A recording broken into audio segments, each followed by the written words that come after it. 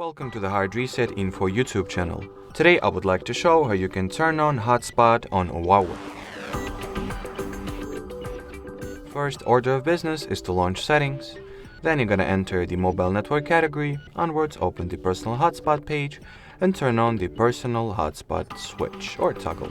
Then you can rename your device or, well, the hotspot itself, set a custom name for it or give it some alias that you like.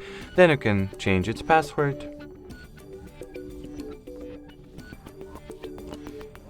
See the connected devices and, well, block some devices from connecting to your hotspot to begin with. And then you can also enable the Bluetooth tethering option and set up the mobile hotspot turn off timer, which will be responsible for the time after which the hotspot needs to be idle before it will automatically turn itself off. Anyway, that will be it for this video. Thanks for watching, thanks for your attention, and bye-bye.